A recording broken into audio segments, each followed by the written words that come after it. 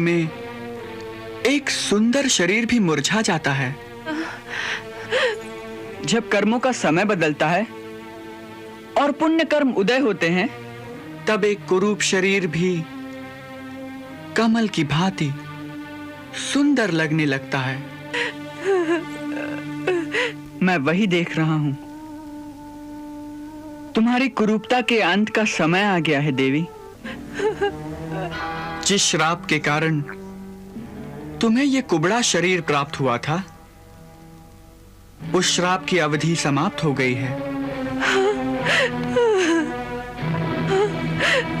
हमारा विश्वास करो सुंदरी। फिर वही। तनिक स्थिर रहो, हम अभी दिखाते हैं। अरे ये क्या कर रहे हो?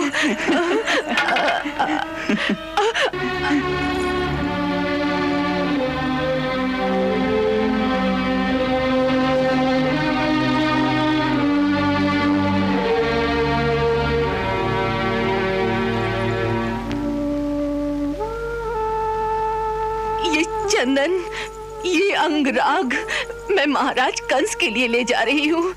सब मिट्टी में मिल जाएगा। वे तो मेरी गर्दन ही काट देंगे। जिसका हाथ मैंने पकड़ लिया हो, उसका महाराज कंस भी कुछ नहीं बिगाड़ सकते।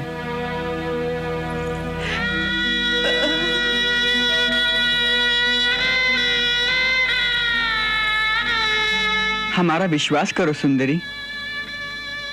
हमारे पास आ गई हो तो आप कंस के पास जाना नहीं होगा। यदि इस अंगराग का डर है तो ये डलिया हमें दे दो। अब इसका सेवन हम करेंगे।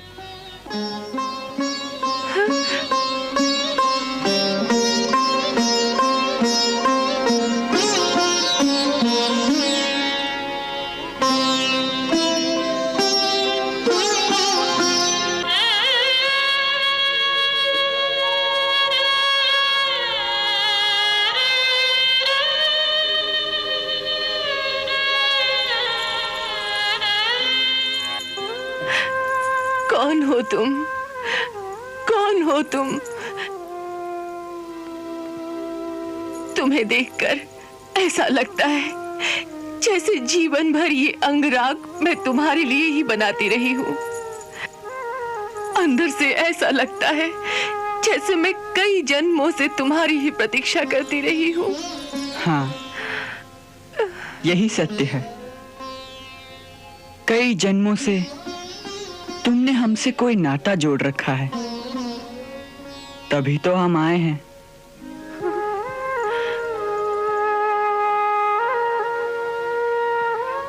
मैं जानती नहीं हूं कि तुम कौन हो, परंतु आत्मा के अंदर से कोई आवाज दे रहा है कि ये चंदन, ये अंगराग तो क्या है पगली। अपना सर्वस्व इनके चरणों में समर्पण कर दे। यही तेरा सर्वस्व है, यही तेरा सर्वस्व है।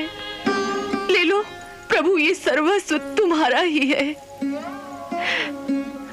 नहीं नहीं नहीं नहीं, ऐसे नहीं दूंगी।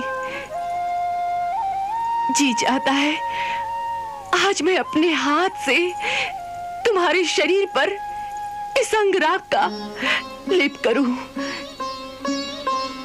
जिस प्रकार आज तक मैं उस पापी के शरीर पर लेप करती आ रही हूं, उसी प्रकार आज तुम्हारे अंगों को इस अंगराग से सुवासित कर दूं।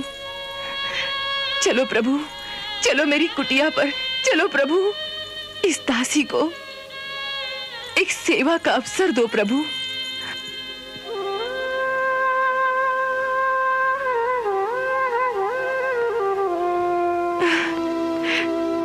अच्छी बात है, परंतु तुम्हारे महाराज क्या कहेंगे? कहीं गर्दन काट दी तो? कौन महाराज? तुम्हें देखने के पश्चात तो अब मुझे ना कोई महाराज दिखाई देता है ना कोई और। अब तो आत्मा के अंतर तक केवल तुम ही तुम हो और कुछ नहीं।